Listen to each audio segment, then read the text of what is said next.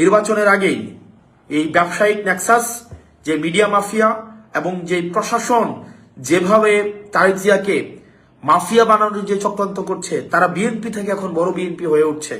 আমাদের দেশের ব্যবসায়িকদের আচরণ, আমাদের দেশের মিডিয়ার আচরণ, আমাদের দেশের প্রশাসনের আচরণ, এই তিনটার যে একটা আনহোলি নেক্সাস হাসিনার সময় আমরা দেখেছি।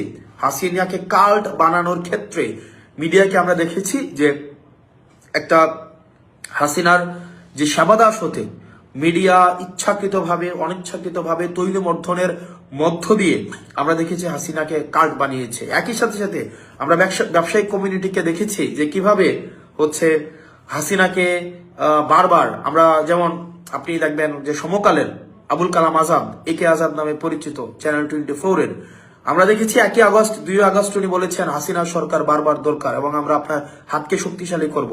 এবং আজকে গতকাল আমরা দেখলাম যে জনাব তারেক জিয়ার সাথে ব্যবসায়ীদের যাদের হচ্ছে হ্যান্ডশেক হয়েছে, খুবই একটা হচ্ছে উষ্ণ অভ্যর্থনা তারেক জিয়াকে যে ব্যবসায়ীরা দিয়েছেন,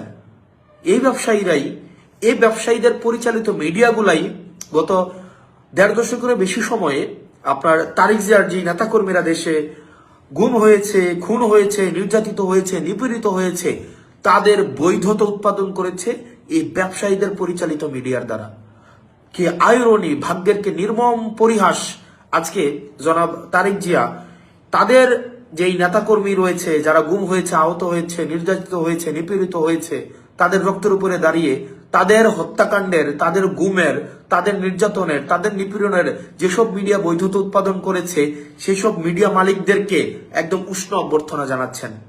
আসলে আমরা বিএনপিকে এই জায়গায় আপনি দেখবেন যে বিএনপির আমি আমার এলাকার কথাই বলতে পারি যে যারা গত 1.5 দশকের বেশি সময় ধরে যারা রাস্তায় শ্রম দিয়েছে, ঘাম দিয়েছে, রাস্তায় হচ্ছে হরতাল সফল করার জন্য রাস্তায় নেমে এসছে, তাদেরকে আমরা দেখেছি এখন কিভাবে হচ্ছে অপাঙ্ক্তেয় ঘোষণা করা হয়েছে, তাদেরকে কিভাবে হচ্ছে বিএনপি থেকে মাইনাস করা হচ্ছে।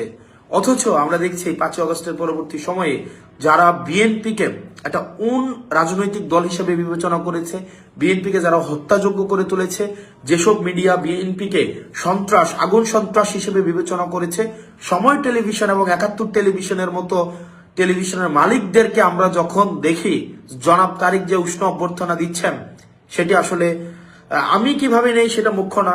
বিএনপির নেতাকর্মীরা যারা দীর্ঘ 1.5 দশকের বেশি সময় ধরে যারা এই গণতন্ত্রের জন্য লড়াই সংগ্রাম করেছে, তারা কিভাবে নেয় আসলে সেটি প্রশ্নবিদ্ধ। এবং আমরা দেখতে পাচ্ছি, এবং নির্বাচনের আগেই এই ব্যবসায়িক নেক্সাস, যে মিডিয়া মাফিয়া এবং যে প্রশাসন যেভাবে তারেক জিয়াকে মাফিয়া বানানোর যে চক্রান্ত করছে, তারা বিএনপি থেকে এখন বড় বিএনপি হয়ে উঠছে। এবং এটি আশঙ্কাজনক এবং এভাবেই হচ্ছে একটা ফেসিস্ট উৎপাদন হয়।